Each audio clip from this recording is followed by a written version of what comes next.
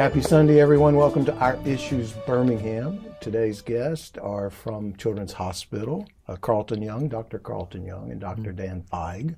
They're with the pediatric nephrology world over at Children's Hospital. Welcome to our show. Thanks so much for having us. Thank you. This is an interesting topic. I think people need to be made aware of what we have here in Birmingham, because a lot of people don't understand the significance of Children's Hospital in our community, and also on a national level and perhaps even worldwide. But how'd you guys end up in Birmingham? I know you're not from here. Well, for myself, I've been in Birmingham since 1997. That counts. Actually, that counts for You don't a talk lot. like us. I don't? Not quite. I was one of those Yankees, but I decided to stay a long time ago. Did you marry one of our women? No. But I love the South and had opportunities to go back north, but I wanted to stay here because I fell in love with the people and taking care of folks down here. Yeah. But I'm a transplant surgeon, kidney and pancreas, and I primarily was doing adults for many years, and in 2011 I shifted over to start taking care of the children as well when one of our partners left. And I work very closely with Dr. Feig here and trying to take care of our babies who have kidney disease. And Dr. Feig, how'd you end up here? So I've been here since summer of 2011. I was in Houston for 10 years before that, and then moved around quite a bit before that as well. At the time, I was recruited by our pediatrics chairman to join the Division of Nephrology in a leadership role, and it was a good opportunity professionally. And when my wife and I visited the town, we fell in love with Birmingham. Must have been the restaurants. They have excellent restaurants, but we don't get out too much. Well, we're glad you're here. Children's Hospital, I believe, has a national reputation, if not worldwide reputation. Oh, absolutely. We're the third largest children's hospital in the country at this point. And do you get folks from all over the country coming here for services, not just those from Birmingham? At least all over the state. We are the only freestanding children's hospital in the state. There are other pediatrics departments in Mobile and Huntsville, but most of the complex care and all of the kidney care comes to us. We provide care for much of the region of the southeast. So we see kids from northern Florida, from Mississippi, occasionally from Louisiana or western Georgia as well.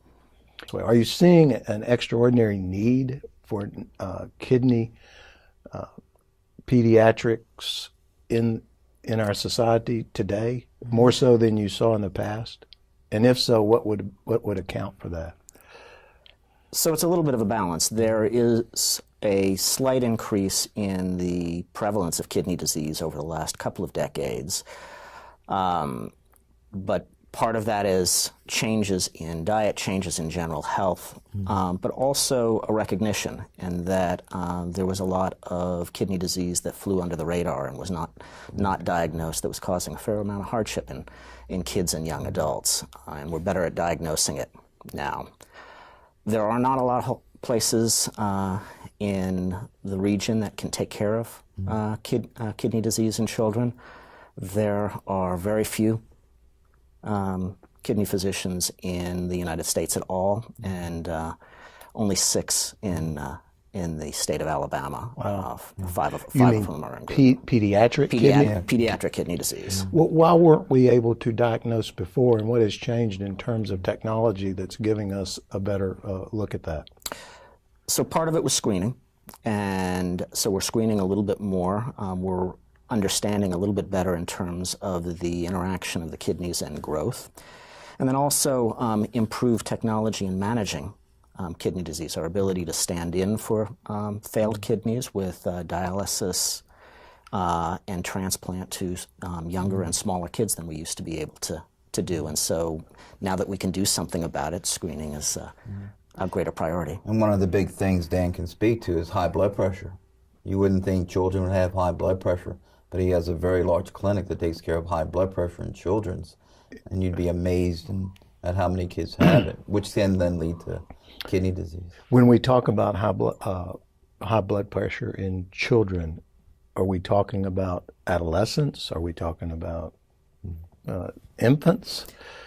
We're over the entire spectrum. The kind of high blood pressure, which we refer to as essential hypertension, that is incredibly common in adults, is seen largely in adolescents, about 4 to 5% of adolescents, and much more common in obese adolescents.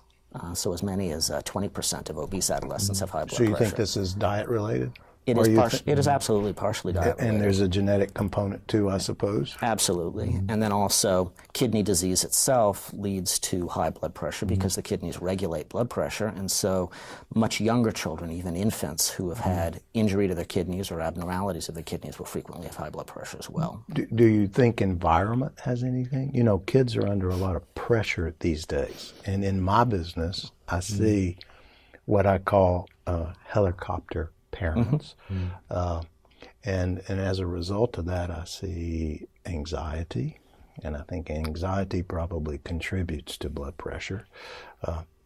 Do you attribute some of that to the Absolutely. environmental circumstances? Absolutely. But it's an interplay between environment, diet, and genetic load. So if someone has a tendency from the way their body is built genetically, then they're more likely to respond to stressors that will raise their blood pressure. So it's a combination of factors in all cases. We'll talk more about that when we come back from a break, okay?